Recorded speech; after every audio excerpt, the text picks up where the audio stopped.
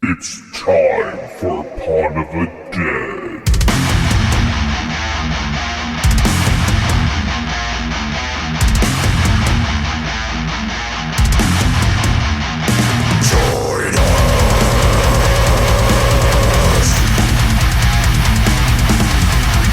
Hello and welcome to Pod of the Dead. I am your host, Nicholas, and as always, I am with the two ladies, Natasha and Stephanie. Hello. Hi. On today's episode, we are covering the 2016 South Korean horror action film, Train to Busan. Prior to homework this week, girls, what do you know about this film? I knew nothing. I'd never heard of it. So I was kind of going in blind. I just knew it was zombies. Yep, that's basically the same here. You told us zombies, we watch zombies. So I was like, I haven't. Realistically, there's not a lot of like movies that I've seen that are zombie movies, like especially like more in-depth ones, like other than like the romantic one that came out, like Warm Bodies, I think it was a couple years ago. And then there's been like World War Z and then Resident Evil. Like those are the standards that I know of. So I wasn't really sure what to expect with this. So you've never watched like the Night of the Living Dead series of movies? You've never seen like 28 Days Later? Nope. You've seen some of like The Walking Dead though, right? Yeah, but that's not a movie. So like I watched almost all of The Walking Dead. I really like that. But yeah, I don't have a lot of like movie experience with zombie films. Oh, so. Yeah. I came across this not too long after it came out, like on some streaming services a handful of years ago. And I remembered watching it, but not so, I don't remember it like vividly.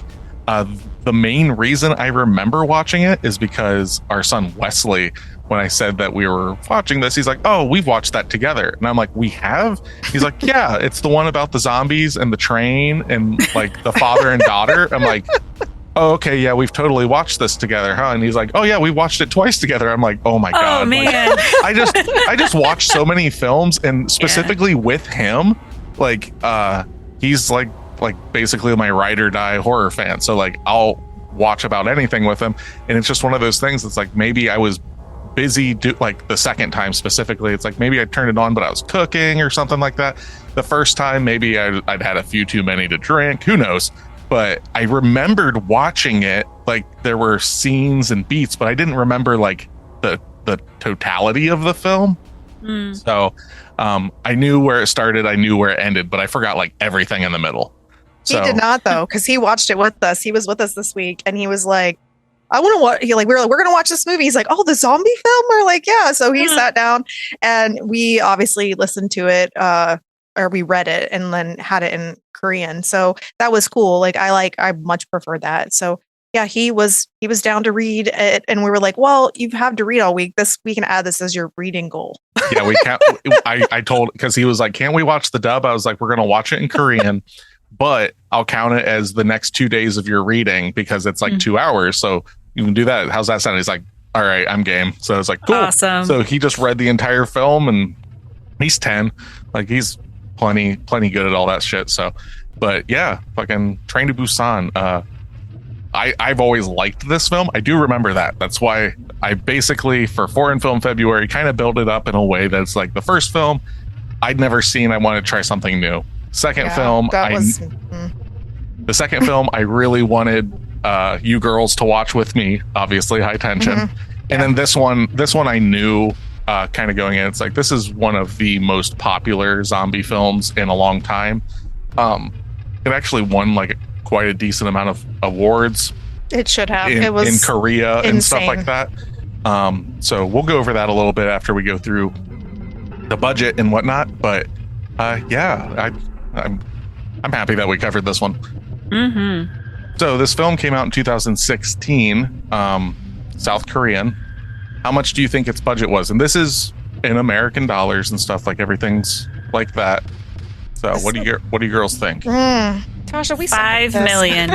Me too. Trying my best to just I know. think it's low. Like, I know. Yeah. Well, with me, it's like I am so $1. No, not really this time. But like this movie has a ton of like extra special effects and stuff, and they're done immaculately in this movie, in my opinion. So I don't understand money outside of like thousands. After that, it doesn't. I know. Just ended it at, I don't understand money. That's also true. Yeah. It's like, why is some movies we watch like The Void cost no dollars and we're like, this is so good, this was made so well, and then you have other movies that cost millions of dollars and you're like, where did, like Buffy, and like where did that money go? Yeah. To Buffy really screwed us up. It like did. figuring I out still this think- money thing. I still did. I think the budget for Buffy was still higher than this. Oh my gosh. Okay, so Tasha said I don't have Buffy's 5. I don't have Buffy's budget in front of me, but my It was memory's a telling me it was like lot. $12 million. Yes. I Okay, know so it that's was stupid. It was Yeah. stupid it expensive. to was. make. It Well, was for they more had- than what it is. They had a $10 million cocaine budget. So come on. That's There you go. ridiculous. So for this, okay, so at least I know it's less than 12 because Nick gave it away. So I'm gonna go 9. 9? Okay, so you're saying $9? Yeah. Yes. Nine Nine- cents. Not $9. 9 cents. Where are you? So at? $9 million, and Tasha, you're saying $5 million. It's 5. Yeah. Only Uh, because I'm stealing off of what you already said. So. If we're going by the if I we're mean, going that's what I by do with you, Steph. I know. if we're going by Price is Right rules, Steph went over, but Oh, only Natasha wins! Yay! but only by 500,000. It was 8.5. Oh, wow. Yeah, it Wow. was $8.5 million. So, Train to Busan. I'm not going to tell you the gross, but it did really well. I would in like some- to say that Buffy was $7 million, so this actually had a bigger budget. Oh, Okay. okay. Okay. 20 plus years later. But yeah, I was going We to can say that's sleep from well the at night. 90s. Okay, yeah. Fair point. Yeah. Now look up how much $7 million was in 2016. Okay, hold know. please. It's probably like 27 million. Yeah, no shit. Well, When was considering this movie? 2016, considering we were just talking to mom and stuff about like how much a house cost when she was Oh, born and that's everything. right. And I literally just wanted to walk into traffic. You know, it's like $13,000, For and a then house. everybody's yearly salary was like 6,000 or 7,000, and we're like, we would love it where if we could buy a house for half of our yearly salary, twice twice our yearly salary. I was like, that would be amazing. Now it's like 6 times. All right, Tasha, what do you got? So, hold on. I did in today's money, but I need in 2016's money. In today's money, 7 million is 15 million. Oh, Yeah. shit. Um, So it's going to be close. I would say it's like 12 probably. Yeah, it's dollar for It's- dollar. Buffy costs more. it's more. Yeah, way more. At the end of the day. Yeah. Oh man. Crazy. But all right. So before I get into all of the other stuff, what do you girls think? It did well. Let's just put it that way. It did well. So better have. What do you think its box office was? And this is worldwide box office that I've got. Okay. So I have a question, and maybe you'll have the answer. Did it have a really large worldwide release, as in like in the United States, or was it like half of these movies where it's only in like select theaters? No, this was everywhere. Okay. So that makes a difference. So zombie $24 million. I'm gonna go with 80. $80 million. Damn. I'm always doing this. That is so over.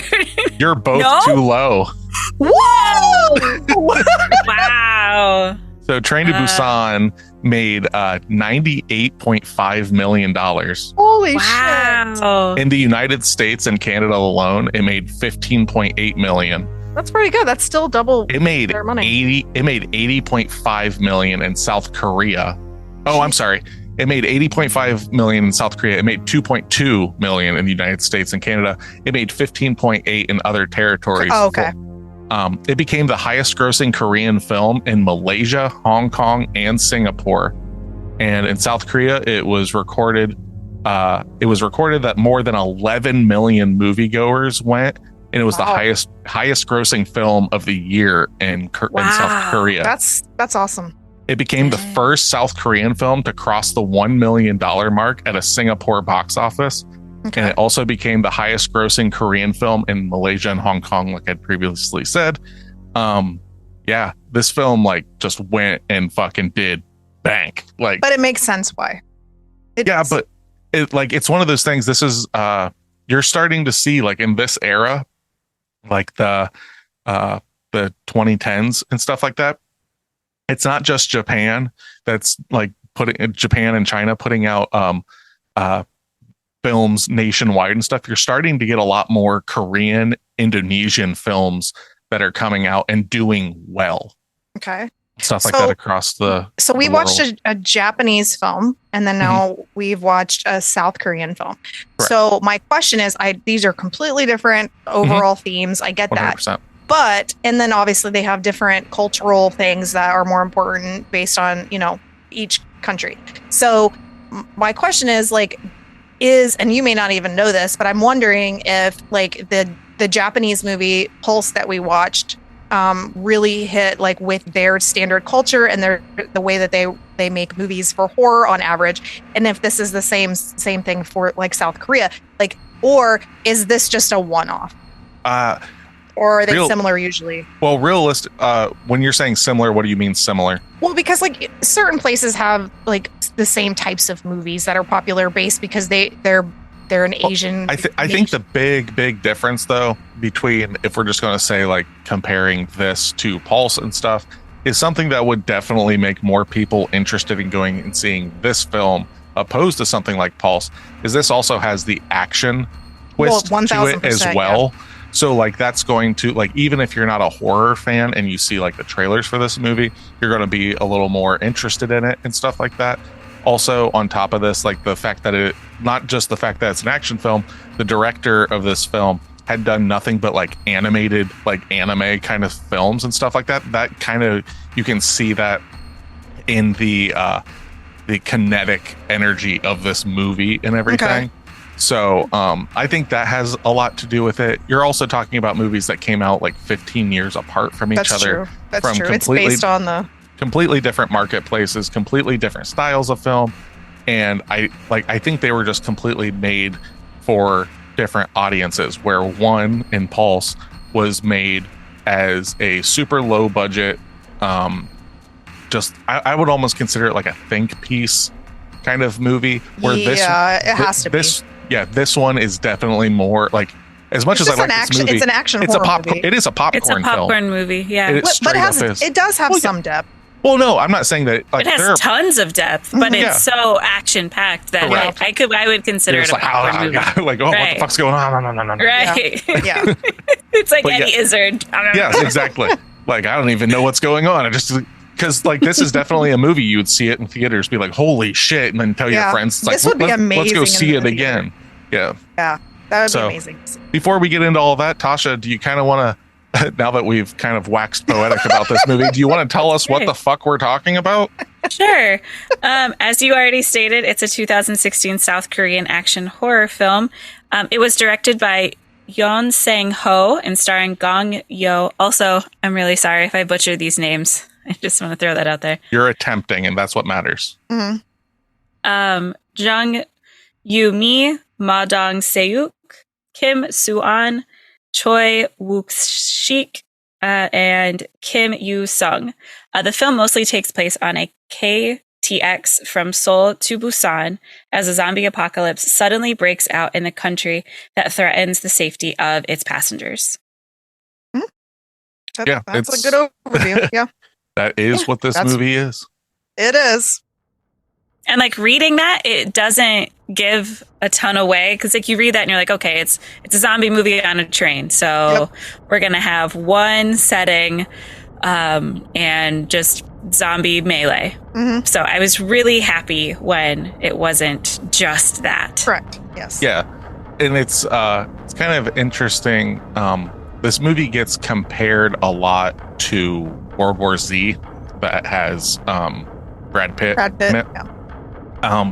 Which I guess I kind of get, but I don't fully understand. No. For the fact that I think, let's see here. It says Clark Collins from Entertainment Weekly wrote that the film borrows heavily from World War Z in its depiction of fast-moving undead masses, while also boasting an emotional core that the Brad Pitt starring extravaganza often lacked, which I agree with that. But yeah, that movie was kind of actually boring, other than it was like I agree about the zombie piece. That is true. That is something that's very It's like similar. I guess where they make the comparison is not just the fast moving, but the masses of zombies. I guess I Yes. see that because initially when I read that, it was like fast moving zombies. I was like, World War Z didn't invent that. Like that's been like 28 Days Later, and the Dawn of the Dead remake that came out in the the early climbing 2000s. aspect of it. Right. But yeah, I drew just being parallels with bored. I Am Legend. Okay. That's what I've never seen World War Z, but the zombie component of it and the like heart of it reminded me of I Am Legend with Will Smith. I always forget that I Am Legend is it a zombie movie or is it a vampire movie or is it both?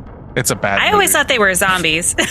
I always thought they were vampires because they can't come out in the sunlight. I don't know. I think, But like I the think quick pace of it felt like a zombie movie to me. The only Yeah. thing I really remember about World War Z was like the blatant, disgusting product placement of like Pepsi in it and stuff like Oh, that. yeah. Oh, I saw Like, it in the theater. So did I. I was like, okay, and that came out like in the throes of like the zombie boom and everything.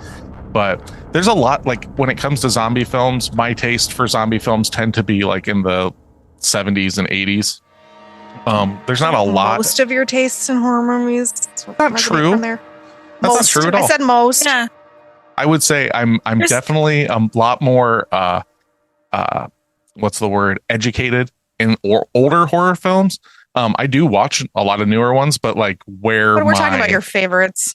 well, yeah, but that's because like for instance, this movie, there's a shit ton of CG and like post work done to make the zombies look a certain way and act a certain way. Where if I'm watching, Day of the Dead from like the early 80s and stuff, it's all practical. Yeah. And it's like super visceral. And that's what I want in a zombie film. But it is what it is. Like this is a good movie. Like I'm not taking that away.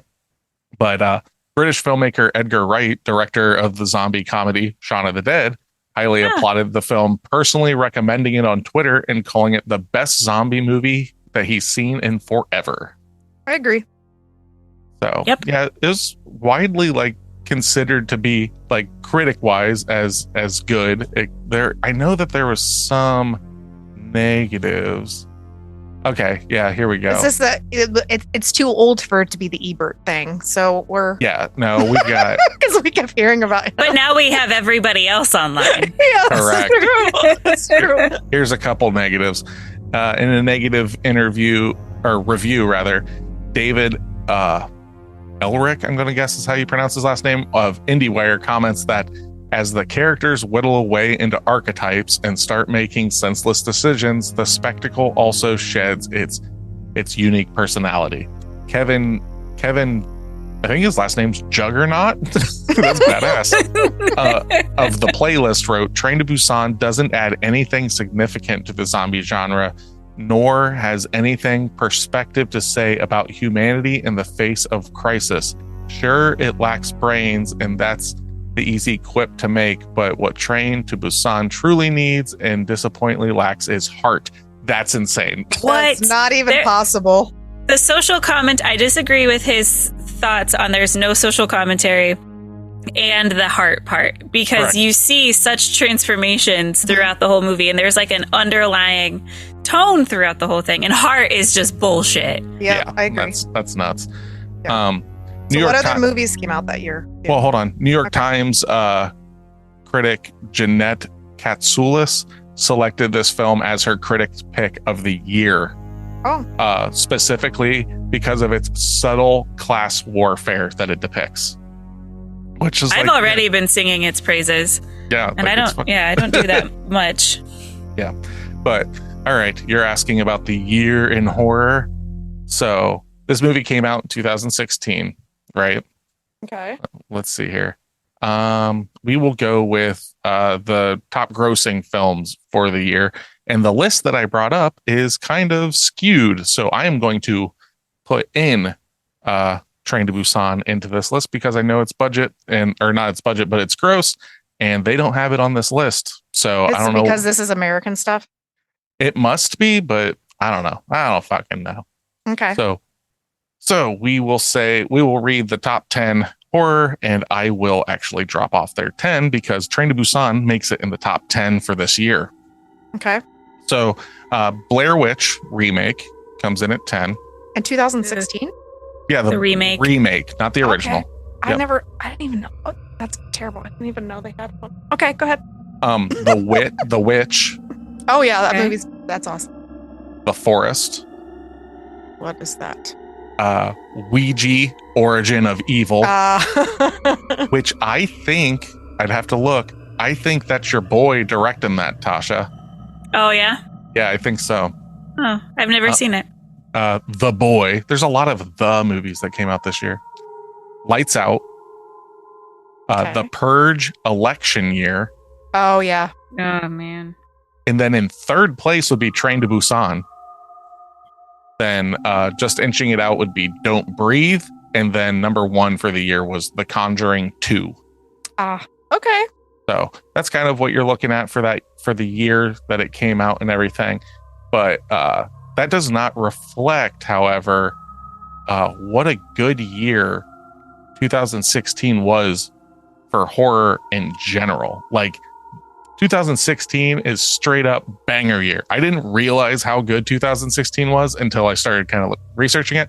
So obviously you got Train to Busan. Split came out that year. Oh yeah, that movie was awesome. Okay. The Conjuring 2, Hush came out that year. Oh wow, he had a busy year. Mike Flanagan did do Ouija, the second one, not the first. So I just looked this up, and you said that was beneath where Train to Busan would fall. Yes. Correct. Yes, because Train to Busan made, what was it, 80, 89, 85, somewhere in there, $1 million, where Ouija, Origin of Evil, I don't know if that's the second one or what, Yes. but it made 35 million. This says it makes 81 million. Is it? So I was wondering if it was the difference between like US versus worldwide. 'Cause just based on my Google search. Yes. I'm taking my research from thenumbers.com, but The Autopsy of Jane Doe came out in 2016. That Kylie movie loves fucking that rules. movie. We Yep. will be watching that for the podcast eventually. What else came out? Lights Out, The Purge, The Void came out in 2016. Oh yeah, that movie's awesome. Terrifier, which is super popular right now. Yeah. Sure. Yeah, all sorts of shit. Let's see if I can find it. Here you go, babe. This is up your alley. Underworld Blood Wars came out that year. Yeah. Oh, is that not a good one? Was that like the 7th installment of those Probably, movies? yeah. The Rise of the Lycans is the best one. So, What about Resident Evil: The Final Chapter? no. No. Also haven't seen that one. Mm-mm. But yeah, like there's a lot of good stuff that came out in 2016. There's also some there's other, a lot. there's a couple that I really want to watch. There's I believe, it's another Korean horror film that came out that year that I've been wanting to watch, but it's like 2.5, almost 3 hours long. It's called The Whale. It's called The Wailing. That I want to see. I haven't watched that one. And there's also another one that's supposed to be insanely like visceral. I believe it's French. It's called Raw. It's about cannibalism. Oh, you can watch that. Oh, Just I tell will. us about it. Oh, I will. I'll be like, I don't even want to know about it. it's so gloopy. I literally, if I could be 100% wrong, I think it's about a girl that ate some meat and it has a parasite in it, and it causes her to want like raw meat, and she starts eating people. I think that's I could be vastly wrong. This is like their version of the Santa Clarita diet or whatever that is. Yeah. I don't even like Drew Barrymore, but that show is pretty funny. I adore her, so yeah, that show is funny. But so before we really get going and everything into this, you guys got anything that you want to champion this week Yes, this year to try and beyond the horror films that we do for this their club? You got anything? Go for it, Tasha. Well, you talking about cannibalism just reminded me of a movie I woke up to this morning. I would like to champion something, considering you talked about cannibalism. I have this new hobby. Maybe you've heard of it. It's called cannibalism. It's called cannibalism. Do it in my free time. No, it's not necessarily even a movie. I didn't like it purely because it's called, first off, it's called Viral. And it's about a worm flu Ooh. It breaks out. So you talking about that evoked like the same reaction I had through about 80% of that movie. Because like they get these, like, it's kind of like a zombie movie.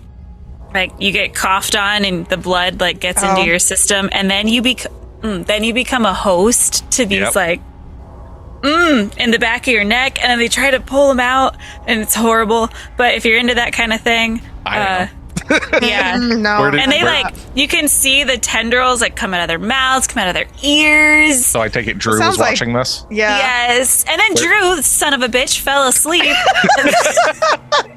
He's pulling at you. left me to watch the majority of it by myself. So where was this at? Terrible. I think it's on Peacock, either Peacock or Freevee. It's called Viral, All right. and it like follows these like early 20s sisters in like a cul-de-sac kind of. It's like just within their house, but the zombie virus aspect of it's disgusting. So we'll just say that's mine. That kind of reminds me of the movie Slither. Have you ever heard of that one? Oh yeah. Mm-hmm. It's by James Gunn, the guy that went on to make the Guardians of the Galaxy films and stuff like that. And yeah, it's about these slugs that take over people, and it just gets all fucking gnarly. Yeah. All right, Steph, what you got? Okay, so I have two things. The first one is I have a book club that I run locally. And so we had 3 books that we were supposed to read for basically like a 5-week span before we're going to meet together. And I already read one, which I talked about, I think, last week. And I decided to start the second book, which is called Pen Pal. And this was not my pick. This was just somebody else's pick that's part of the group. And we're like, yeah, we'll do this. This is the main read. We had like our main read and then our other ones that people could read if they wanted to do that or not. And this book is it's in Kindle Unlimited. It is a horror romance, essentially. Did not know that going in. I just assumed it was about a pen pal. It was not.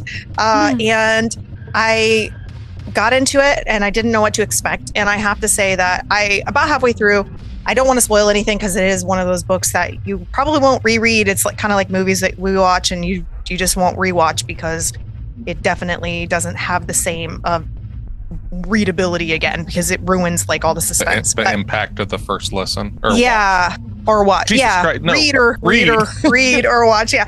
So, every other medium.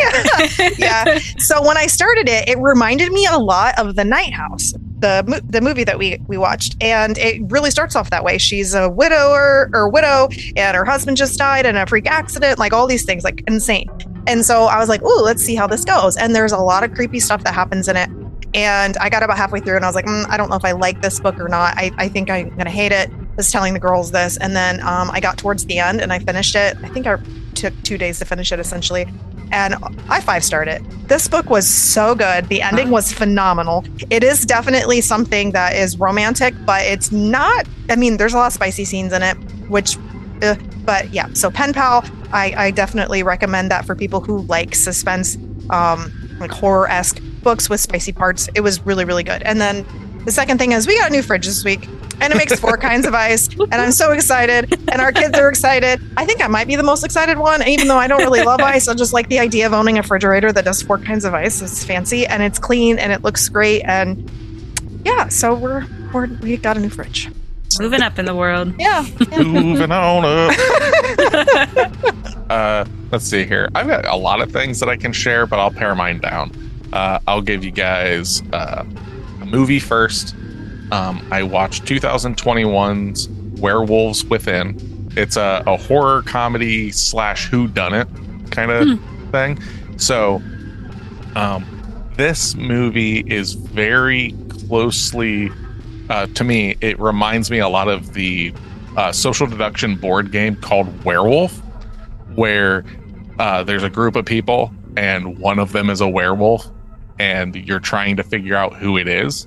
So the movie is basically about this small little town, like up in, it's like Montana, I think. The town's called like Beaverfield or some shit like that. And it's just this like group of people, like all different kinds of walks of life. There's a lot of like, what's the word? Like parody, like characters. So you've got like your like rich gay couple that are like, like the poor people and stuff. It's like, we're not rich. It's like, babe, we've got like over $1 million. We're kind of rich, like that kind of stuff. You've also got like your this is pre-Trump and stuff, but you got like your MAGA couple that just like everything is like they've got guns everywhere and they're fucking just like, so it's literally like this weird kind of like depiction of like all these caricature kind of things, and then they're stuffed into like the local hotel or bed and breakfast kind of thing, because all the power in the town went out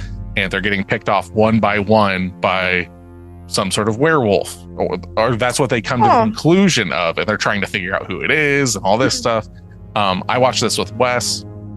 I believe it's probably rated R, but it's not super graphic with the violence and stuff like that, but it was pretty funny. He loved it. He loved the whodunit aspect of it and everything. So I'd been wanting to watch this for a while and finally got around to watching it. So Werewolves Within, I'm trying to remember what I watched it on. It's streaming somewhere. I don't think I watched it on Shudder. I might have though, but it was streaming. And then I didn't actually find any new bands or new albums this week, but I did listen to some stuff that has been out for a while, so I'll just make it real quick. I started listening to Bjork again. So Icelandic pop star that's been around for fucking ever, and she makes like really weirdish, like if you're thinking of like your standard pop music, it's not like that at all. I was listening to her album Vespertine a lot this week. It's a very what's the word? Very intimate album. The whole album is like super sexually charged and stuff like that. And then I was listening to a couple one band is relatively new. They're supposed to have their second album supposed to come out this year. They're called Fleshwater, and their album that I've been listening to came out in 2022, and it's called We Are Not Here to Be Loved. It's definitely got a lot of kind of grunge aspects to it and like some shoegazy stuff, but it's a side project of like a hardcore band, so it's got some like hardcore tendencies to it. Dual fronted vocalist, male and female, kind of dreamy vocal lines and stuff. So and then the other one, I actually just sent this to Tasha earlier as something to listen to while she was grocery shopping, is a band called Super Heaven. Their album Jar. They only put out 2 albums. They ended up breaking up and created another band with a couple members. But Super Heaven, their album Jar, definitely has like this post grunge feel to it. Like if you like a lot of like early 90s, some like Smashing Pumpkins or even like Nirvana, it's got touches of that, but then also it definitely has like some shoegazy elements where like big reverb kind of things, and again some dreamy vocal lines. So like if you're a fan of stuff like I said, Smashing Pumpkins, Nirvana, even Deftones, this would kind of be in that wheelhouse. So Super Heaven, Fleshwater, Bjork, that was my week in music, and then Werewolves Within. So there you go. Yay. All right. So it's movie club time. Yes. If this is your first time listening and everything, welcome. This is a movie club. From this point forward, we are going to be spoiling Train to Busan. So if you've not watched Train to Busan, go watch it right now. You have no excuse not to watch this movie. It's on Netflix. It's on Netflix, right? Yeah, it's on Netflix. Yeah, that's where we watched it, I think. So. Yep. But watch it, come back. The last like 10-15 minutes of the episode, we give out homework for our next episode, so we can all watch it together and talk about it next week. But yeah, this is a movie club. Please contact us online. You know, I'm trying to be well, not just me. We're just trying to be more present. Yeah, social. You know, this is like I'm thinking about like almost quote unquote rebranding this whole thing as like, you know, it's like Pod of the Dead. Instead of being a horror movie podcast, it is a horror movie club. Like that is the key focus of this. So might as well. Anyway, without any further ado, we are going to last chance. Spoiler warning. I don't want to hear it. If you stay, it's your own fault. Yeah. Goddamn right. All right. we're going to talk about Train to Busan. So if you want to be a part of our club, you can find us at facebook.com/podofthedead or else on Instagram at pod_of_the_dead or on TikTok at podofthedead. If you want to email us any questions, any complaints, or movie recommendations, you can email us at podofthedead666@gmail.com. Yes. And with that, I want to hear those 10 out of 10s for this movie. Okay, Tasha. You will get it. An overall excellent movie. A friend of mine recommended this movie. In his words, it would be, quote, a kick-ass Korean zombie flick. So naturally, I went to this movie expecting another generic, dumb, goofy zombie splatter film. Boy, I was in for a surprise. First of all, the acting is spot on. All of the actors are doing a tremendously great job, but for me, little Soo-yeon Kim totally nails it in one of the best child actors' performances I've ever seen. I 100% agree with that statement. I do too. She was beautiful. She was amazing. The girl ruins me emotionally. Yes. She's so good. Man. The zombie actors are also truly exceptional, and they manage to spook you without having to rely heavy on prosthetics and rotting flesh. Mm-hmm. True. Secondly, the cinematography is amazing. Although the whole story is taking place during daytime, the film manages to make you feel claustrophobic and constantly nervous without having to rely on cheap tricks such as jump scares or low lighting conditions. The cuts are seamless and the colors great, and though different from Hollywood standards, it's generally really a good-looking movie. Yeah. What really captures me, though, in this film is the drama. In this genre, the characters are usually very generic and one-dimensional, though this flick is, at first, not so different from this aspect.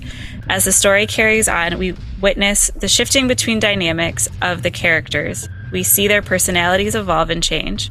We find out about their motives, their relationships, and the depths they would go for their loved ones. I personally found myself very emotionally invested in the characters. I'm getting chills reading this because I remember those parts. Man, I was actively rooting for them and was really moved by the movie's finale. Don't get me wrong, though. This is not some melodramatic drama flick. This is still an awesome zombie apocalypse movie. It is fast-paced, it is action-packed, it is gory, it is tense, it is terrifying, and it will keep you on the edge of your seat. It is also original. It doesn't play around and will surely satisfy even those hardcore fans of the genre. However, it is also a film you will remember for its awesome story and characters and for being an overall great movie. Agreed. Yes. Agreed. I can agree with most of that, I suppose. I will say, I wasn't rooting for all of the characters. Well, no. God, no. I was rooting for the old guy. No, you were not. Oh, man. So many times I wasn't. I know. What, you didn't like the old businessman? No, he was not like the old businessman. But he played a really good personality in terms of like what you would expect people to act like during something like this would happen. So. Right. Yeah. Justice for Yeon Suk. That's what I'm saying. Justice for Yeon Suk. He just wanted to get home, guys. I don't fucking care. I wanted to see him get intestines ripped out, slow I know. death. That's actually probably one of my quote unquote problems with this film. I like this movie, don't get me wrong, but I like my zombie films at least a little bit gloopy. And this movie is like as quote unquote intense as it is. It's the violence really is bloody. the violence is definitely like subdued a lot. Yeah. I think it's more shocking on a social commentary side of it versus I think we've mentioned earlier than like a visceral bloody, and I really liked that out of it. Yeah.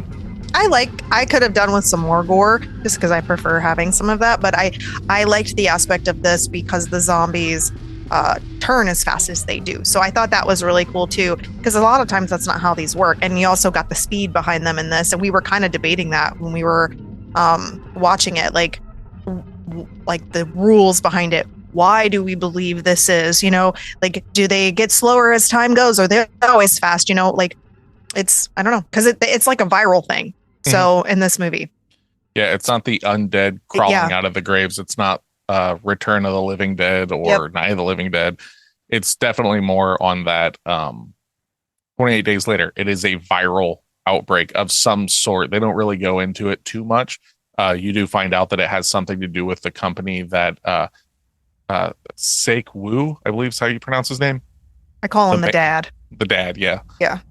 That he, like, the company that he works for or works with has something to do with, but yeah, I was hoping they were going to go a little bit more into detail about that, because you really only hear it. At least I only caught it in that one like phone conversation with his assistant or the analyst. Correct.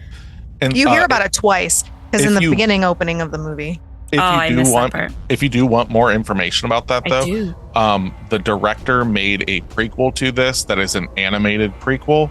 And then he also, I believe he made the animated prequel. I believe. Don't get me wrong on that one, or don't hold me to that, but I know it exists. Gotcha. But he then did also direct a sequel to this that runs parallel to the movie. So it's a different group of people going through the pandemic, or however you want to consider it.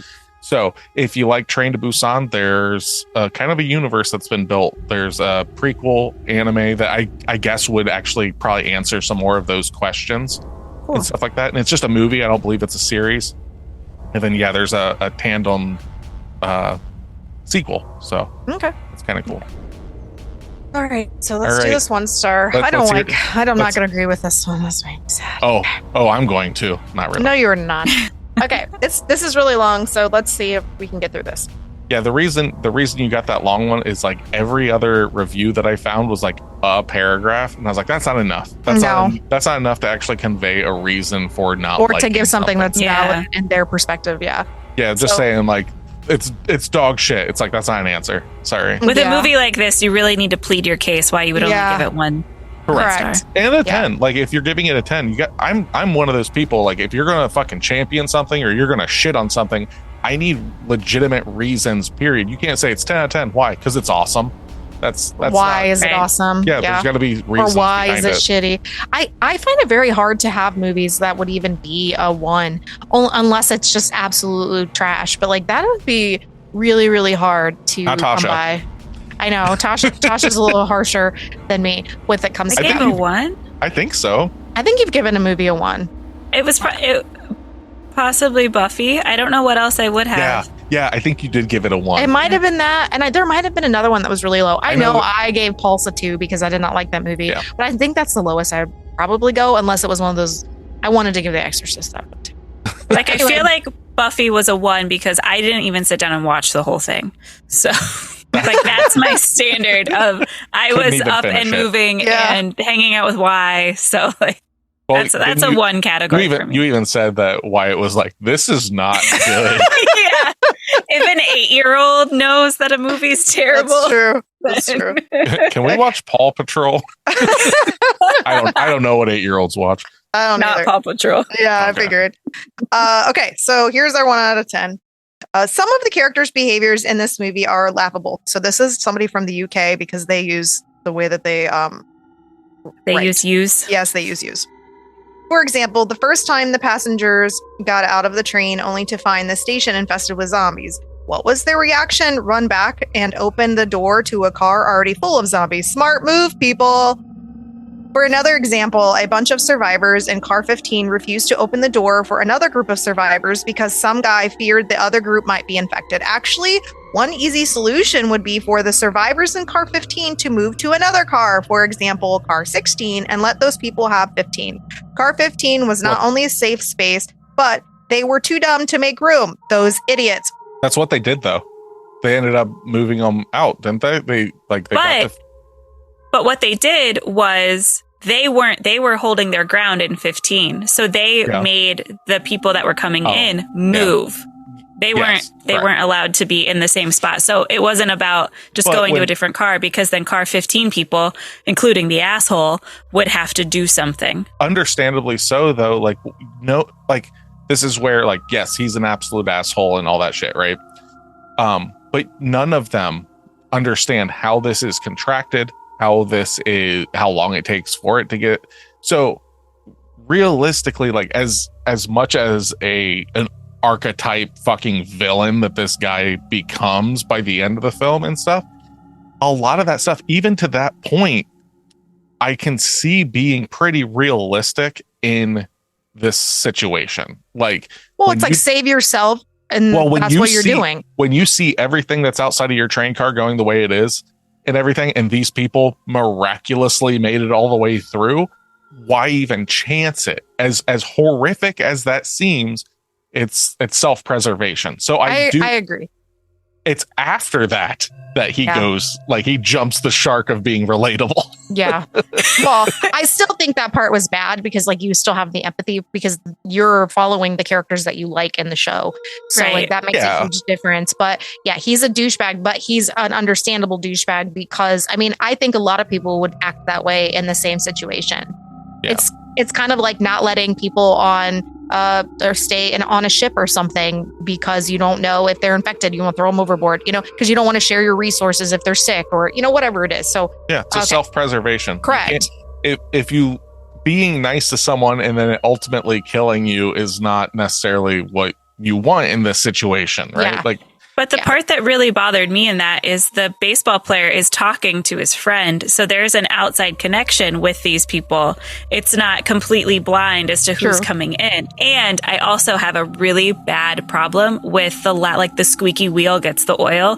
So that dude was just the loudest guy and he switched and swayed everybody. And I instantly started to hate him from that point on. Oh, I agree. Absolutely. Like, even before then, actually, he's just a dick in the entire movie. He's self-righteous. He's just an ass. We'll really get into like where they were talking about.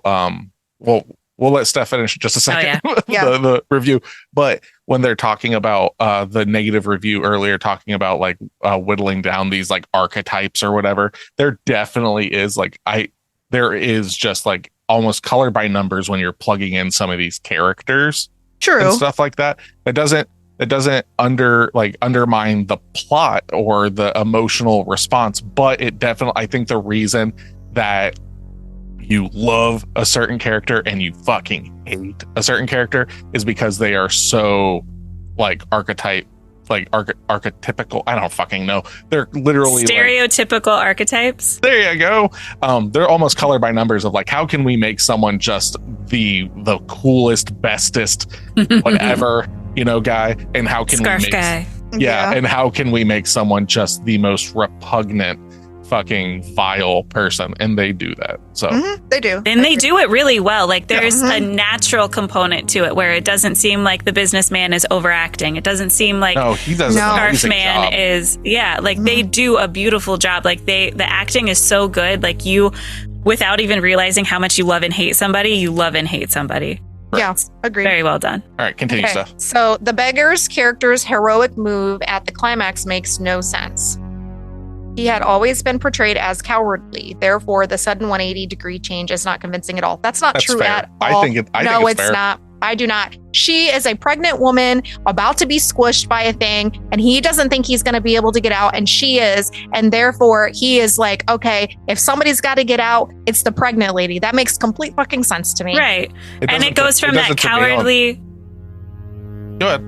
It goes from that cowardice to have like being brave, and there's a lot of switches there are a couple switches like that throughout the movie, going from save yourself to save everybody. Like there's and I think that he is just another person a part of that. I just don't see his actually warranted. Like I understand like that it is a character arc. I just don't see it as being something that gradually gets there. It just is like he's cowardly and then he's not. And I'm not saying that I agree with their stance on it. What I'm saying is I completely can see their stance on it.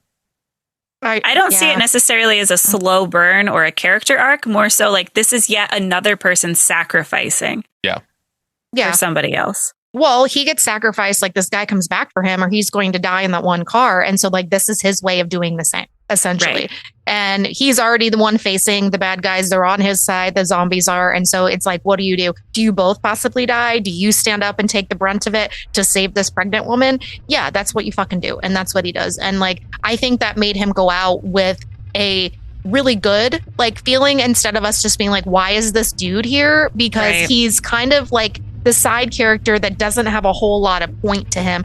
Most of the other characters do, but he is kind of like that silent follower that we don't really have a built-up relationship with.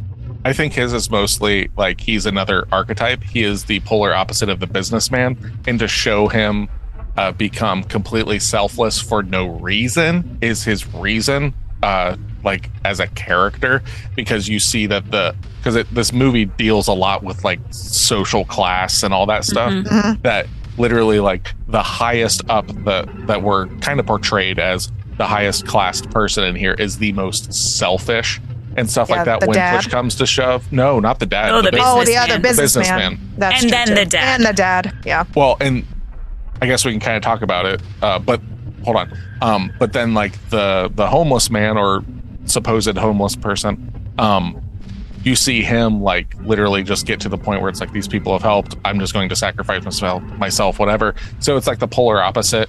And when you're talking about the top tier against the bottom tier, or however you want to look at it, I'm not trying to be fucking like insensitive, but like I think that's more the point of it, which I get it, but at the same time, like I said, like it seems kind of out of the blue in a way to me. But okay. Let's not forget the laughable ending. The little girl suddenly felt like singing after the disaster. Yeah, very interesting. That makes complete sense too. But hold on, we'll talk about that in a minute. I was sobbing. I know it would have been better, so much better, if the soldiers had killed both the pregnant woman and the girl. What kind of dark ending would that have made him? That would have made it impact. The current one is in the movie is ridiculous. The plot was predictable. You could always guess who was going to die next. The movie is not even scary, and the amount of gore is atrociously little, which I agree with that. yeah, it isn't scary. No, it's not. I agree. The only good thing is the opening scene where a deer became a zombie deer, and that was interesting enough. Yeah. I don't like this person. I know. And like the ending makes complete sense. So it's not about the girl singing. There's twofold.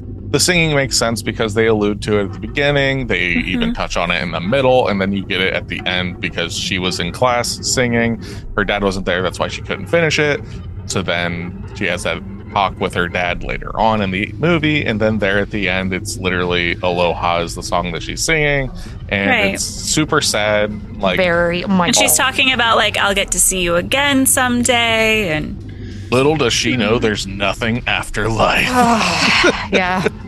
Yeah, well, and also I think there was a part of it of they're walking into that area, and you don't know what that pregnant woman could have said to her or anything, and they could have been concerned of whether or not people could hear them, because like she's singing, they're walking through there, they think that they're at safety, and it could be the same reason of like letting people know that they're alive.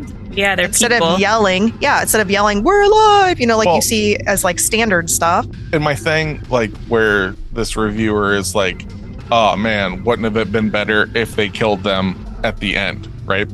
Not saying that their opinion is right or wrong, but you can't even close to say that that's an original ending, because that's like Night of the Living Dead that fucking happens. Like the first, what we think of zombies, the George Romero film Night of the Living Dead that came out in the 60s, that's how that fucking movie ends. Sorry, spoiler dropped on that one.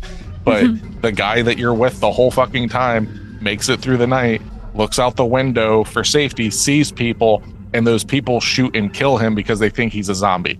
That's how it ends. So, to say that would make this movie better, I think that reviewer went into this expecting a different film, which I can completely understand. If you're going into this expecting a very dark, grotesque, violent film, you're not going to get it. But it's also not trying to be that. No. Back to the ending, that's kind of where I expected it to go. You thought they were going to be killed. I liked that there was a spin to it because they build that tension and then you get to and release that and be like relaxed and emotional instead of like, damn it, I knew that was going to happen. Because as they're talking and they tell them to, they tell them to terminate them or whatever, like it was like, okay, this is what's going to happen. They see these people walking, this is where it's going to go, it's going to suck. And then it didn't. Yeah, I agree. I actually thought they were going to shoot the pregnant lady and then the little girl was going to end up screaming and then that was going to alert them. And so the pregnant lady was going to die and the little girl was going to be the only survivor. But I'm glad that's not what happened. Like this was a lot cleaner of an ending, but it's because they put you through so much emotional turmoil through the whole movie. They damn well better give you something to have some light at the end of the tunnel, quite literally.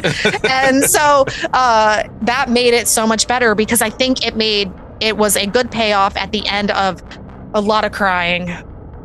Yeah. So, I get teary-eyed in this film on the train scene at the end.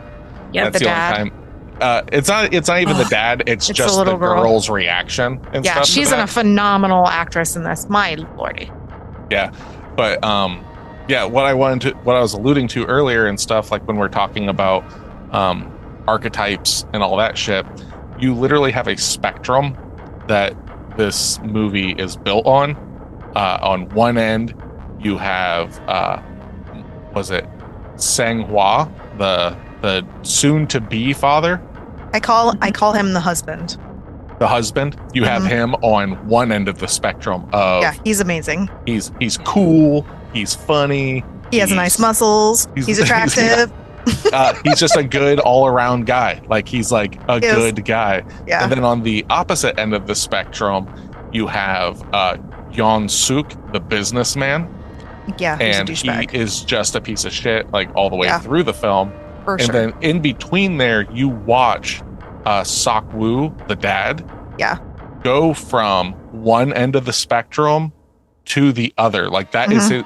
Like you literally, they gave you 2 field goal posts. And they move him down in the middle, track to the end of the movie. That's true. And he's likable by the end. So. Yes, and that's what I'm saying is like his is a gradual moving. You see, like scene by scene, you see him evolving as a person and like taking on the influence or whatever. Of Sang-ho, the husband, muscle dad. Yeah, and also his daughter.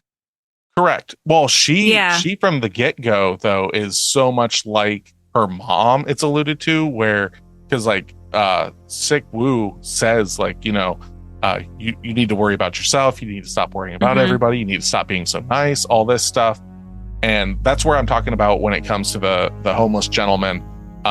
His character development of just going from scaredy cat to like sacrificing himself when you have that stuff kind of happening through the film, every single other character makes sense.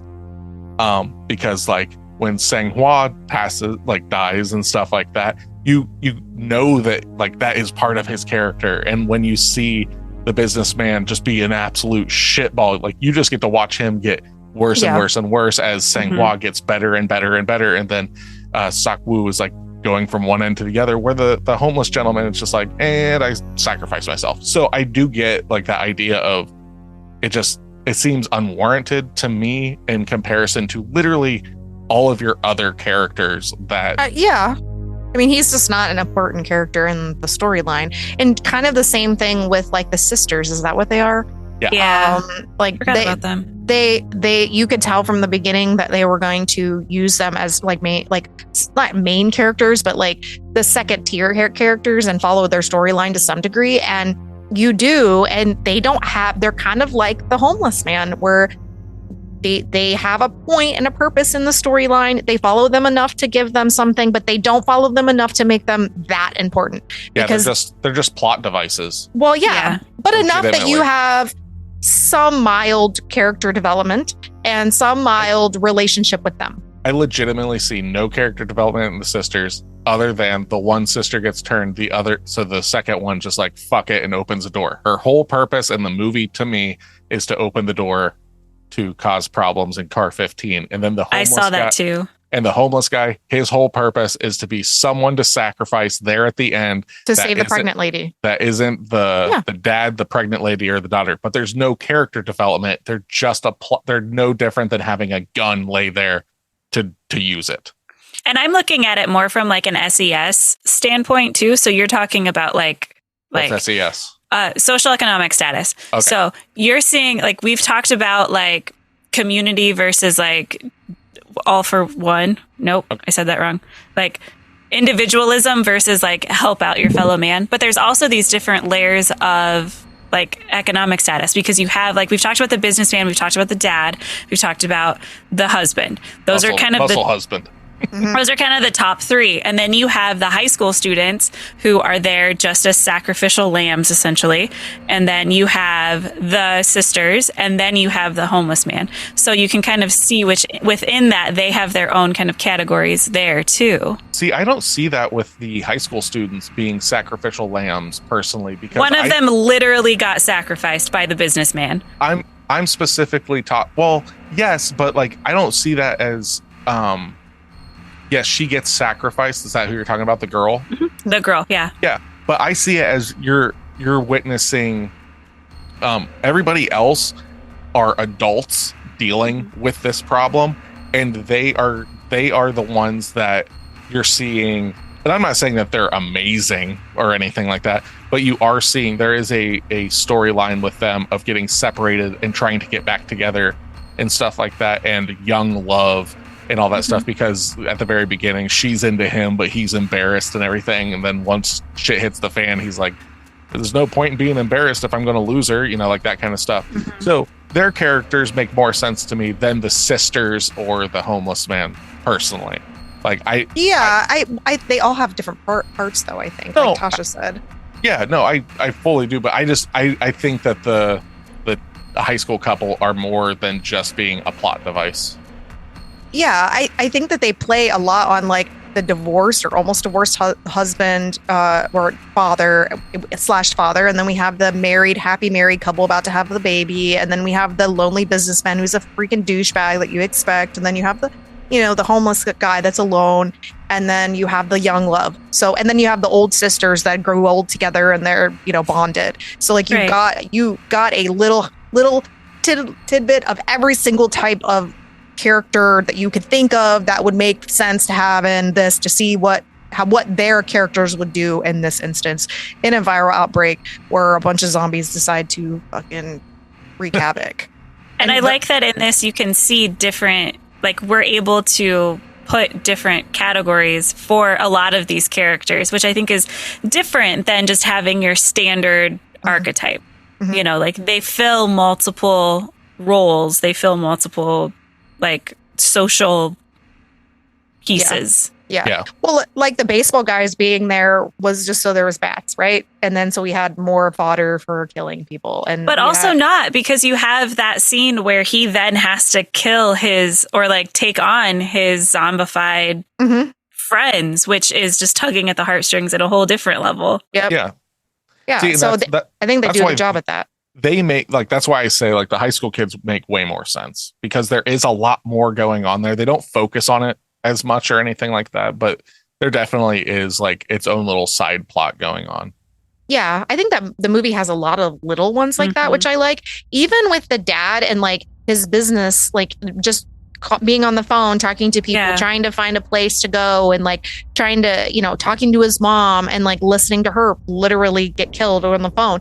Like you have all of these little pieces that like build their character development. The kid walking into the car and then having to face all of his friends and not knowing what to do, because like, do I kill these people even though they're not my friends anymore, because now they're taking over and I don't know, because we literally got plopped into this fucking world like of everybody's now crazy. And I love the way the zombies look in this, in the sense of like, yes, I would like them to be more like maybe a little more grotesque, but their blue eyes in this and the way their bodies move is just perfection. And it shows like a good way, without having to add all the gore and stuff, that you can still make a zombie and it be very, very like I don't even know what the word is. It's just, I like the way that it was done. Yeah. It was done really well. Yeah. the team tried to reference the movements of zombies in the game 7 Days to Die and the movements of the dolls from Ghost in the Shell, and also, here it comes again, the movements of the nurses in Silent Hill. So that very like jerky kind of reaction and stuff, which I always like that when it comes to the idea of reanimation, because it's to reanimate. You're not bringing life back, stuff like that. It is reanimating, so it's not going to work normally. Yeah, it's twitchy and mechanical and off. Yeah, I like that about it a lot, because I haven't seen a lot of movies that you can have it be done that successfully without adding, a lot of extra, special effects and all that stuff to it. It was done really well. Yeah, like I said, like previously, like we'll just kind of go back into this a little bit. Like this movie was extremely popular, right? Like we know about excuse me, my God. We know about. I'll cut that out. We know about the money that it made and everything, but it won like a decent amount of awards and stuff, like the Blue Dragon Film Awards. It won the Audience Choice for Popular Film. I'm going to pronounce this wrong. It's BUIL, the Buell Film Awards, Best Supporting Actor for Muscle Dad. Yay! Whoa. He's my favorite character. And then the Fangoria Chainsaw Awards, which is an American horror publication, it won Best Foreign Film. Cool. Oh, cool. Yeah. So for that year and everything. That's amazing. That's awesome. Yeah. This movie's good. I think it's definitely like, what's the way to put it? I would use this as gateway horror personally. Okay. In the sense of like, not, this sounds derogatory, but like baby's first zombie film, because it's so action forward that it can give you the zombie touch without it being overly gory.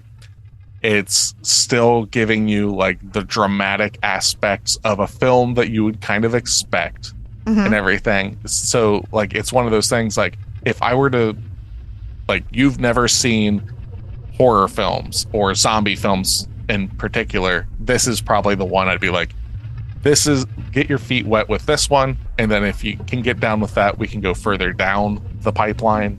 But that's just how I look at this film. I think it's so different than most zombie movies. So maybe not like your first zombie movie, but maybe into like horror in horror in general, because I don't know, like when you're talking about like more recent zombie films and stuff like that, like I literally think of like this, 28 Days Later, stuff like that, like because you've seen 28 Days Later, right, Tasha?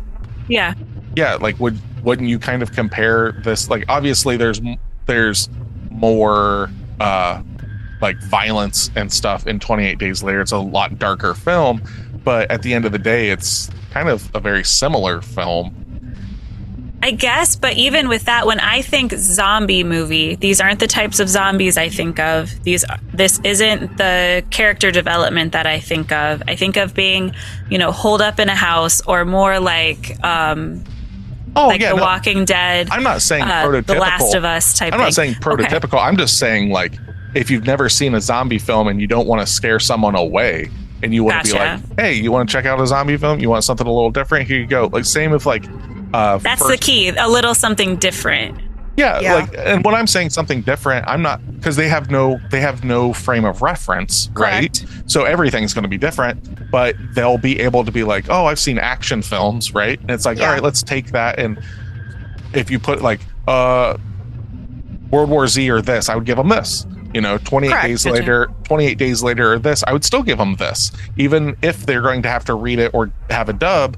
I think that this is a more quote unquote enjoyable watch, because it is a quick movie, where like 28 Days Later and stuff, it is a very isolationist. It's a slower movie, except for when it's fucking not and stuff like that. And this movie doesn't really have that. It's puts on the gas basically the whole time and stuff. And I wouldn't have been surprised if they're supposedly making an American remake that's called Train to New York, but it's going to have an Indonesian director that's done a lot of like super cool like martial arts kind of action films and stuff like that. So hopefully that's cool, but I could also see them just being like, and we're going to have the dad as Jason Statham. Yeah, which would ruin it. Yeah. When you're talking about like zombie films, the first thing I thought of was like watching this is comparable to like listening to Bright Eyes, Digital Ash, and the Digital Urn, and then expecting that from all of his works. So, okay, I guess. I mean, like it's so different. Such an outlier. And I pick this as being so different than the general overview of what a zombie movie can be. I agree. Okay. And only Thank because you for everyone getting that reference. yeah. But I think it's the emotional depth that you're going to have in this in comparison. So this is not your standard action film. As much as we're talking about this being a horror action film, the depth of emotional relationships in this and how much of a character arc we have, as well as how much we're following this, because I sobbed twice in this movie. That just tells you a lot. This movie definitely hits differently because I haven't seen very many horror movies that are going to get you in the feels to this degree in terms of actual relationship building and just the pulling at the heartstrings, essentially. And so there's an action component of this, and then you have your horror component, which is mild in comparison to most horror movies, and then you have your dramatization, relationship, familial relationship build. So you have three really deep pieces that you are building this, and I don't think most horror movies have that, all three combined. And then and then the pacing was really good, and then also the quality of film. And that's the other thing. Like, I didn't go into this thinking, man, those zombies look cheesy. Not one time. I didn't go in this and say, man, that acting is overacting or it's underacting or I didn't like it. Not one time. So to fit all three of those things into one film in the horror genre is extremely rare, I think. And I think even if you go into like action films, you're not going to get that. Most action films are popcorn movies. Right. Like, I love The Expendables and I love action films. I even love John Wick. But that emotional tie and that build of heartstring pulls, even in John Wick, is not the same as this. So I think this movie just is like what Tasha said. It's an outlier in the sense of what you're getting in comparison to a standard zombie film because it has so many more levels and layers to it, just from in every standpoint, essentially, in my opinion. Yeah. Mm-hmm. So, well, I think we all know who everyone's favorite character is, right? yeah. I don't know. Is it Muscle Dad? Yeah. No, Oh, what do you got, Tasha? the daughter. Really? Yeah, she's great. Yeah. Mhm. She's great. Because she's ballsy. Yes. She is. She's very telling brave. her dad. She's telling her dad what's up. That we need to save people, not Yep. just think of ourselves. She's Yep. giving to. She's very like social. She's giving to the old lady, to giving her seat, and then she does the same thing to the pregnant woman. She up and like meets Muscle Dad, and then like goes to the other area. She's very brave throughout all of this, and she's very mature for seeming like maybe an 8-7-8-year-old. Yeah, she's definitely in like the first few grades of elementary school. Yeah. So, Yeah, It's her- she's very. And it's her birthday. It's her birthday. yeah. Yeah. Her dad got her a gift she already had. Like, that's relatable to me as a mom. Like, there were so many things. Yeah, the girl is definitely my favorite character. Muscle Dad is totally like my favorite adult, but across the board, she's my favorite. Yeah, she's a great character, and her acting is superb. Like in this, especially for being a child. Like I don't usually have really high expectations for kids in movies. I don't expect them to hit every time. But I hope she has a very long career in acting because she was phenomenal. Yeah, and obviously least favorite character, and not least favorite in the sense of Likability yes, not as in depiction or acting. because he's a phenomenal actor. Motherfucker, his actual name is Kim Yu Sung, and he plays Yeon Suk, the businessman. Is that everyone's least favorite? Yeah, Yes. he's a douchebag, but man, he's such a good actor. My gosh, I cannot think of a movie. I can't think of a character in recent watching of movies that I have felt so angry at. Correct. And like I said earlier, like I wanted him to like pay the price for all of his nonsense, to die a very slow, aware death. And unfortunately, we didn't get that. No. We did get a little bit of him like breaking and being like vulnerable, which I thought was a nice touch where you see him scared finally. Yeah. But I wanted to see him scared like that, wanting to go home, and then just get ripped to shreds by somebody. See, in that's where you would really like the movie Day of the Dead that came out in the 80s. It's the third movie from the Night of the Living Dead universe or whatever. Which one are they in the mall? The mall, that's Dawn of the Dead.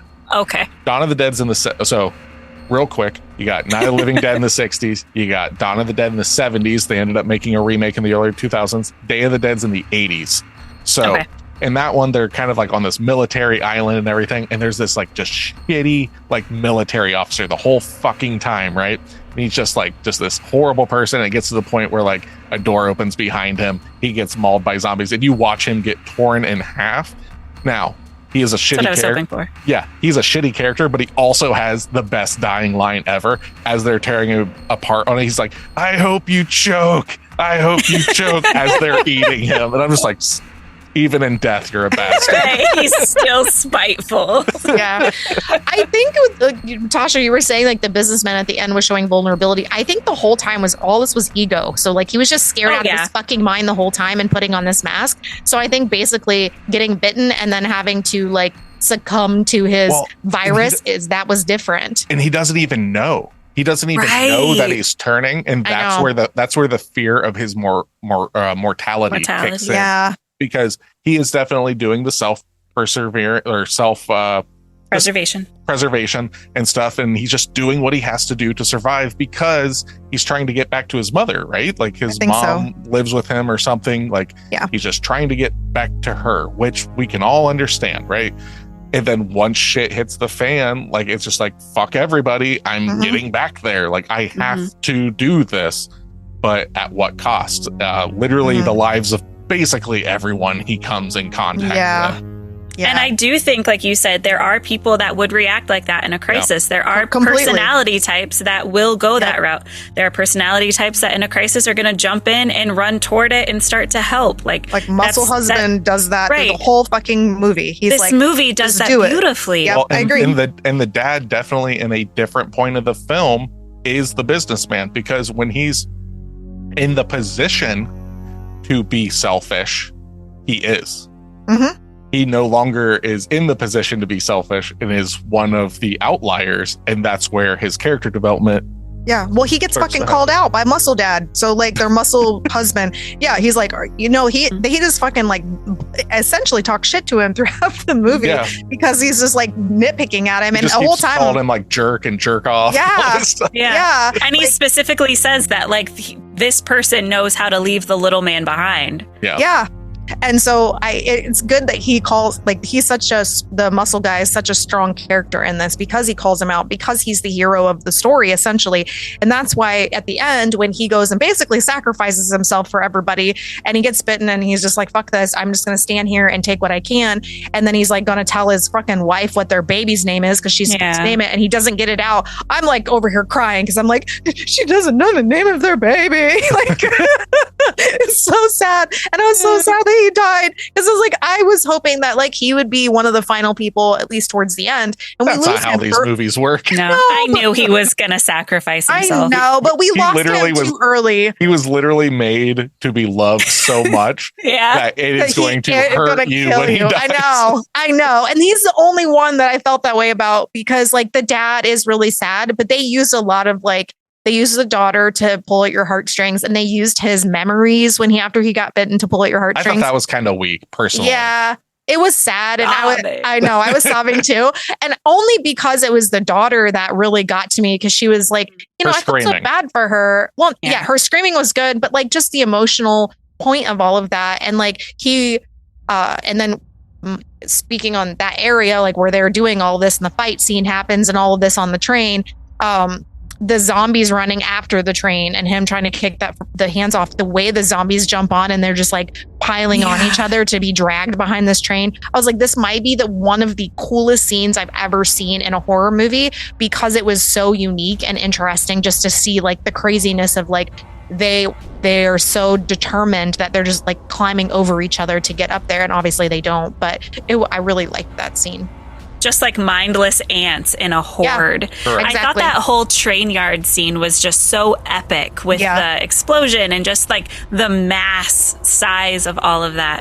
I loved that. And going back to the dad, what really, really got me where, the flashbacks could be cheesy, but it's also like he doesn't have a relationship with his daughter, and now he does. And now that I'm getting emotional thinking about it, and now that he does, he dies. And that is the most painful thing, is after it took this crisis to become close to your child, and now you don't get to reap any of the benefit of it.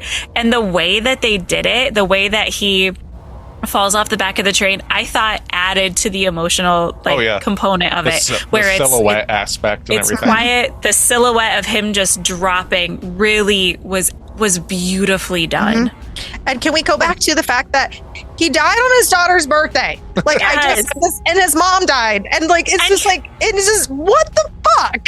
And he doesn't say what really. And this might be a cultural thing, but when he's leaving the front, when he's leaving the daughter and the pregnant woman and like going out to then turn, I hated that he didn't say goodbye or didn't say I love you. And I don't know if that's a cultural thing, but as she's screaming, there really isn't any like consoling. I don't remember, or like it'll be okay. It was just, done. Stay with her, survive. I think I need to go now. I think it's a matter of making it less painful on the timeline that he doesn't know that he has. Correct. Yeah. I think it's like hugging her, saying I have to stay get the with fuck her. out of here. Yeah. Yeah. It was like, just so he heartbreaking. Literally walks in there, and it's like pregnant lady points out, like, he's like, this is go, this is stop. You see people do this, take care of her, and then fucking is gone. Yeah. Yeah. And like he has to stay task oriented so he doesn't break. Yeah. Correct. But then just like kill both of them. Yeah, exactly. And we haven't even touched on this, but actually there is an unsung hero in this movie, and that's the train conductor. Oh yeah. Yeah. Like he fucking literally businessman. I know. like he's literally just trying to get them where they need to be. And it's like, it's so barely like focused on until they get to that train yard, and he's like telling them, I'm gonna, like, he literally is like, he doesn't ask for anybody else to go like scout. He's like, I'm going to go find a different train, and we are going to move. It's going to be on this side, whatever. And he's just like, I'm fucking out of here. Like, I'll let you guys know if I find anything, because you'll see this train. And then he gets fucking sacrificed by the businessman. Well, the businessman gets bitten at the same time, so that's when he also gets infected. So it's unsung hero. He was. Conductor. Well, realistically, True. they wouldn't have been able to do anything or get anywhere if it wasn't for him. So he is the catalyst for all of that. Yeah. So, and then, well, so was the businessman. Wasn't he the one on the phone figuring out? Wasn't he the one on the phone that was trying to figure out like what was where? I can't remember, figuring out if like Busan was safe and that's where the military had set up. Like, or was that the dad? Or was it both of them? Or was it both of them? They both were kind of doing the same thing. I thought so. So like they were going where they were going in the beginning because of that. The reason the businessman wanted to be there is because that's where he lives. It wasn't, it wasn't necessarily about the military outpost or anything like that. Okay. It literally, because he, like when he's freaking out there at the end and dying and stuff, he's giving out his address and I knew whatnot, that. and it's right there in Busan. So yeah, but I thought he was looking into information because he was part of the railroad or whatever to figure out information to know what was safe. And then I know that the dad was too. Yeah. Like trying to figure out, like, while they were kind of cold in a lot of ways, and the businessman was a horrible person in this movie, there were parts of them that was being helpful to the whole crowd because it was selfishly being helpful to themselves. Correct. And I think that's how his ultimately was. Correct. Yeah. But that was also the case with the dad and the daughter, because that's when the daughter calls out the dad about when they were all getting shuffled off the train, and then they're just like going down the escalator. Yeah. That was nuts. And where they're off to the side, that's when she's like, no, we have to tell these guys too to come, like in the train station. That part really got me when they're all going down, and then all of the like military men just turn. Yeah. Turn to them and start attacking. It's basically your first nuts. oh fuck scene in the movie. Yeah. Which there's quite a lot of those scenes in this movie where you're like, it definitely does a good job of like setting up like, okay, they're safe for right now, and then it's just like, no, they're not fucking safe at all. No, it breaks kind of rules sometimes. Does it? Yeah, because if you think about not rules in like a bad way, but like things that you would standard like see, like they break through the fucking glass at the top of that damn station, and then they fall on top of the train. Like that you would not normally see in a lot of movies. They're like just literally fucking swan diving off the damn thing to get on the train. I do like that because it shows a lack of life. Yeah, like, exactly. Like human. Yeah. Right. So. Yeah, because they're not following like the rules of following through the building. They're like, fuck this, we're making our own rules. And like they do. And they're literally through this whole point A thing. to point B in whatever way matters. Yeah. And then I liked the whole night thing where like when they're going through the tunnels and they can't see now and they can't function like they're supposed to because of the light is not there. And like that part was really neat too, that they changed that rule was in this movie, and it really kind of helped them and worked in their benefit, because there really wasn't any other way to be able to and it changes to move. It changes the tension from being a chase scene into a sneak scene. Like correct. You're getting like speed, and then you're getting stealth. So it does, like looking at it as a video game kind of. Right. Like yeah. There were a lot of times where it watched like a video game, especially when they're like crawling across the top of the luggage. Yep. And Drew and I were laughing like how it was super smart, would have done it in video game, tossing the bag behind him so they all scatter. Drew was like, he was like, my luck, I would throw it and it would hit like the chair right in front of him. It just scatters like right all over the place and stuff. Right. Yeah. And the cell phone thing too. He's like leaves his cell phone and then calls it, and then they just run the opposite direction. He takes Muscle Dad's cell phone. I know. He throws Muscle Dad's cell phone. He keeps his own. I know. Well, there's that selfish component to that. So son of a yeah. So okay, so Tasha's favorite character, and this is a little girl. Mine is obviously Muscle Dad. And what is yours, Nick? Mine's the businessman. No, it's honest not. answer. Oh, okay. I knew you were going to say that. He You're too was. predictable. I know. Okay. Realistically, if it were to be, I actually like the dad a lot. Like to see his character development and his ultimate, like, yes, Muscle Dad's great. He's meant to be great. I know. Yes. Businessman is shitty. He's meant to be shitty. But the fucking dad's character arc through it and everything, he is without a doubt my favorite character in the movie. Specifically because of that. I mean, like, you couldn't ask for a better depiction, or like the actor, his name's Gong Woo, fucking phenomenal. Like to see, like he emotes so well with his eyes and everything. It's so good. And there's so many times in the movie that you're just like, fucking Father of the Year, because he's just leaving his daughter while he goes and does other stuff, and then to see that stop happen, there's just a lot that I really like about that character. If that were any other person playing that role, kind of like I was joking about, like put Jason Statham in there. Yeah. You can't just be an action actor. Like there's such a dramatic presence in his depiction of the father in this movie that, he's without a doubt my favorite. The daughter and Muscle Dad are probably tied there. Pregnant wife is also really good. She does a really good job. I really love the dynamic between the pregnant wife and Muscle Dad, because she's just like, get your ass over here. Like it's very realistic in those aspects where like I love their like dynamic a lot. It's so sweet and funny, and I just loved it. It's those kind of things that makes it even worse when Muscle Dad dies, because you see he's got such a good dynamic with the dad or the father or whatever. And like just being like, oh, this guy, fuck this guy, all this stuff. But at the same time, he's not like leaving him behind. He's always like trying to keep him with the group and stuff, which ultimately turns the father, and like, it just he like rubs off on him, and he's like, he's almost like mimicking him and like taking in this really cool character's personality in a weird way, and be like, well, maybe I should be more like this guy, and he ends up being more like that guy. So and he like the way he interacts with the daughter and everything, like he's just all around like really good. But at the end of the day, it has to be Woo, I believe is his name, the father, the star of the movie, realistically. Who do you think, if they did when they do the Americanized version, if they, use American actors, obviously, I'm assuming they're going to, who do you think would make I have an idea. Who do you think would make a good character of him? Like, who would play him well? Of the father? Of the father. God. Keanu Reeves.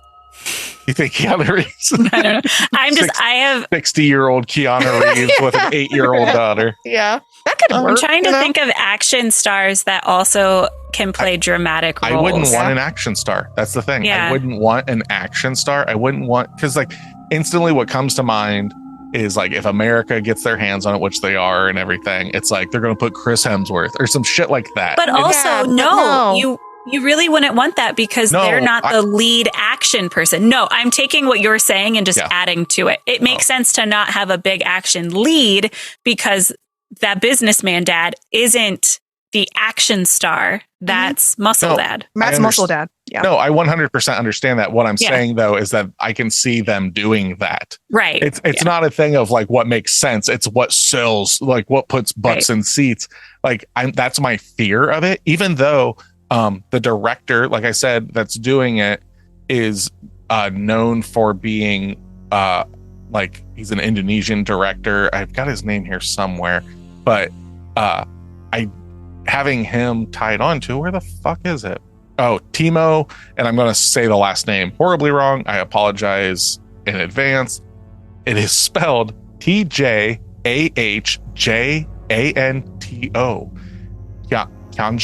Tiansto, we're gonna say, but Timo. Okay.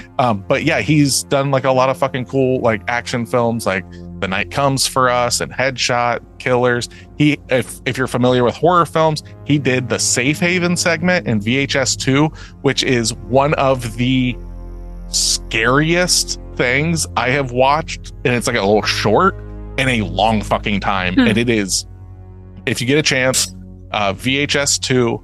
The Safe Haven segment is basically this cult that these people go and check out, and it goes straight to hell. Like it is, and it's like a short film because the VHS series is like an anthology series. So like VHS2 is like 4 or 5 short films. Okay. Gotcha. With like a little wraparound. But yeah, that one's really good. So knowing that about it, I hope that the Hollywood system doesn't do it, but I'm really scared. How would you feel about Alexander Skarsgård playing? I know you would want him. I would love that. I think he would do really well. No, not Alexander Skarsgård at all. His younger brother, Bill Skarsgård. That would be good too. Bill Skarsgård would be all right in it. I'm trying to think. What about he's having a resurgence and stuff like that? Was it Robert Pattinson? Robert Pattinson. Pattinson, yeah, from fucking Batman and stuff. Because I think he's too big of an actor. Like he has a portrayal in the Twilight series. He'll always be what's his face? Edward Cullen. Batman and stuff. But now. he's not. He's Edward Cullen. Batman. Yeah, I know, kind of. But I mean, like, because like if we compare this to World War Z, right? Because that's the one that it gets compared to. You got Brad Pitt as the lead in that, right? Yeah. So I'm just trying to kind of it's not. You can't put a Brad Pitt in this position. So I prefer a no-name actor. Or like a smaller I don't see that happening. I don't either. That's the thing. Yes, I would far rather it be like some up and comers and stuff like that, but I just have a bad feeling that you're going to get like some big name actor. Tom Hiddleston. Of course you want Tom Hiddleston. Do you know who should be the bad guy? Who? Nicolas Cage. Oh my God, no. Oh, that'd be so good. Nick, have you seen, I think it's called Retirement Plan? Not yet. We just came out. We haven't seen it yet. Did you see it? Yes, I like it. Is it good? Okay. Good. Yeah, we were talking about it the other day. I love his character. He plays in everything. I swear this man never goes away. That's so funny. I think it might have been because it was soon after Mom's birthday that I watched it, but it kind of vaguely reminded me of Uncle Chuck. Oh my God. In the beginning of it, just like his demeanor. That's all. Oh my gosh. Oh, God. Do you know what's going to happen? Do you know what's going to happen? Oh, no. It's going to be starring Tom Cruise. That's what's going to happen. No. Yep, that's what's going to happen. I'm going to tell you that right now. Pedro Pascal, because then that would stay in the same realm of like zombies. Put your fucking pants on. So good. I love him. He's too busy being Reed Richards in the new Fantastic Four movies. No, what? Yep. Okay. I'll watch I anything don't know he's about in that. probably because I just know. love him. I wasn't interested in seeing the American remake until I saw Timo was directing it, and I like went back and I was like, oh shit, I love the stuff that I've seen of his. So I'm definitely I psyched want to see it just I- to see. Compare. Yeah. but Okay. girls want to We're done. give your reviews of this Yep. movie. We can get some homework and get the fuck out of here. And some question stuff. Yeah. Let's do it. All right, go ahead, Steph. You can go ahead and start. Oh lordy, no, I don't want to do that because I want to hear what I you don't guys have care to what say you first. want. I don't I'll care go what you first. want. Okay, Tasha, thank you. Ah, you I'm giving fucking- it an 8.5. Oh, Holy sing, shit. yay! Yes, I absolutely loved this movie. I'm gonna write that down. When it comes to movies, Nick, you said you want viscera. I want feels. So this did it for me. I can't think of a better zombie movie that I've ever seen. Because a lot of them are slow paced or like you have big scenes with like hordes, but this was from start to finish. It was fast. I really liked that about it. I loved the character development. I loved the CGI components of it. I thought were really well done. It didn't seem over the top or like it didn't pull me out of it, especially the train yard scene. The gravity of the like emotional components was beautiful. I hated, like we've talked about, I hated the businessman, but I hated him so much. I was angry at certain parts of the movie. That doesn't happen very often. I was completely engrossed in this movie from start to finish. I cried whenever there's a movie that makes me like emote that much. It's going to get really high praise. So I stick to an 8.5. I'm excited to talk about it. I'm excited to watch it again. I'm excited to share it with other people. Nick, this is your best recommendation. That's high Yay! Did Drew feel the same way as you? Yes, Drew had Okay. actually already seen it. Oh, okay. Okay. So Yeah, he was in for it. He was ready to go. It's a pretty popular film. Like, I was building to this for Foreign Film February. I knew that this was going to be the end of it. And I wanted to be, like I said earlier, I wanted the beginning to be like, I have no idea. That's all of us jump in the deep end a little bit and then just work our way to something that I knew, not saying that I knew that you were going to fucking give it an 8.5, but something that I knew that you guys would be like, this is my jam. Yeah, the zombies, I loved the way the zombies looked. I loved the, like, when the lights went off, they were still and dormant. So there's like this hive, animalistic kind of like hive brain mentality about it. I thought that was really cool. The different layers of the personalities was really well done. You could pull so much social commentary from this one movie. It was Yep. very good. I agree. It's very, The depth very of good. this movie was just immaculate. I love that. And I think the filmography, there wasn't anything I complain about. Like, there's not a single thing. I mean, other than you don't like certain characters, but like that was the intention not behind their characters. Right. They're not meant to be liked. No. The writing was beautiful. Yeah, for real. Well, it's one of those things, just real quick, like the thing that people say about like It's Always Sunny in Philadelphia. It's like, I don't like any of the characters. It's like, you're not meant You're to. not supposed to. They're Exactly. fucking horrible people. Like, Yeah. I love that television show. It's not for everybody, but I love that television show. But they are all just fucking horrible. I Yeah, know. Shameless is another beautiful example of that. Yes. Like the main character in that is a piece of shit and you love him for it. Yeah. All right, Steph, what you got? Okay, so I was in the same area with Tasha. Like, I really liked this movie. I honestly, after we watched High Tension, I was like, man, Nick says we're going to like this movie better. I don't know if I'm going to believe him because I really liked High Tension. I thought that movie was really good. And I liked the twists and turns in that. And this one definitely has a lot of character development. And I appreciate that. Just that part alone, on top of everything else, this is a very well made movie. Like I told my 15 going on 16-year-old about it, and she was like, yeah, because I was like, I think this is something she would watch. She's not normally a horror watcher, so her and her boyfriend, I think, are going to watch it tomorrow. So I hope that they like it because it's really good. I'm going to give this an 8 because I would rewatch it, and I think it was just really well made, and I appreciate that about it. So. For me, I've said kind of everything that I've got about it. It for all of its top tierness and stuff, like visually it looks great and everything. I wish it were a little bloodier. That's like it. I wish it were scary. Like, I think that's the thing. I wish that the scenes, specifically like when it's dark and they're getting through the train or the car and everything, I wish that was played a lot more tense and stuff like that. This isn't my favorite zombie film by a long shot. I do like this movie, but I'm going to give it a 7.5 because this is definitely one that I can throw out to anybody. Like, have you ever seen Train to Busan? No? All right, do yourself a favor and go watch this movie. You're going to like it. Me as a fucking horror degenerate, I want it to be gloopier. I didn't necessarily want it to end the way the guy said, where the kid dies and all this stuff. Like, I'm not going to say that it needs to be a darker film. I just wish that when people are getting got and stuff like that, it was more visceral and stuff like that. It would have gotten an extra point probably if it were to be that. Like, for instance, if the big bad, the businessman, got like fucking ripped apart, or like when you see him get like thrown off the train or whatever, it's like he goes under the fucking train and like that kind of stuff. Something like that for me. Like, I just need some gloop in my day. That being said, I'm giving it a 7.5. Yeah, I think that with this movie, with what you're talking about with like the bloody parts, there isn't much at all. But I think it's just trying to stay in like the same realm of like more realistic.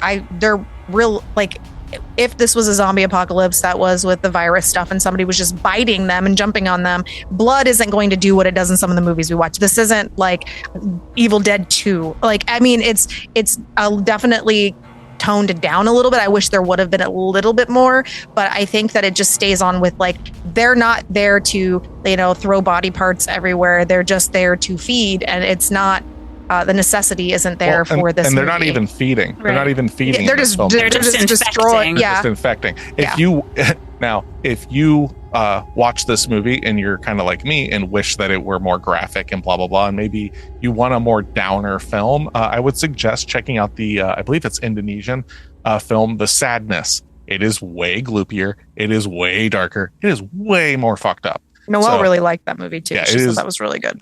It is not for everybody. I'm going to let you know that right fucking now. I'm never watching that movie.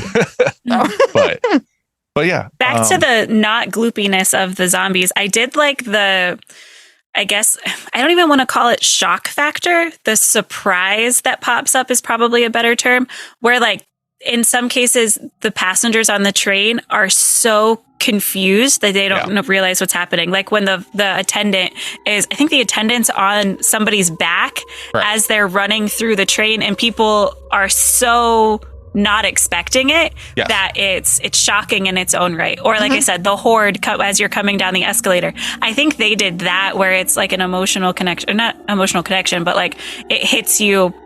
It takes that way. Yeah. As opposed to ripping people apart. It's done in a, like Steph said, in a more natural, this is probably maybe how people would react more so than seeing people on the side of the road just tearing people apart. Correct. Yeah. I agree. I think that's what it's supposed to do. It's trying to make it feel more realistic. And I know that's weird to say that because we're watching a horror movie that's about a zombie apocalypse. Like, come on, guys. But they're not eating brains and we're not doing all this crazy stuff, and they're fast and like all these different things. And I do think that that's the point of it. Even in the train car where the girl gets sacrificed and he's like holding her and she just leans over him. There's a little bit of blood, and like they do really well with the veins in this movie. Like when they're, turning, essentially, you can see the infection spread. Yeah, I love that. And especially like the bites are really well made. Like they are bloody, but they're not gory. Like there's blood to the surface and all that stuff. But I loved all of that. And when the boy gets bitten from the girl and he basically just like gives up and there's no hope left. That scene, you don't see a whole lot of it, but it's just enough like to allude to it being bad and like sad. And I don't think this movie needed to be gloopy, even though I do wish, maybe a little bit more blood. But I get what Nick says because he likes his movies that way. Yeah, I do. Right. That being said, though, when people are turning, I do like the seizing of the body. Mm-hmm. That is gross. I like that because that's like to see somebody convulse like that and shit. That shit's very bothersome. And they definitely show it a lot. So that I think that's the most bothersome part of the movie is when you're seeing someone like convulsing to death, like because it is literally like death throes and stuff, and then they come back. And then But- their contortions, like when they're like going So after cool. people, it's so cool. Like it's so well made. I love that. So yeah. Okay. So let's. Oh, we're hold gonna- on. So Okay. so what's that?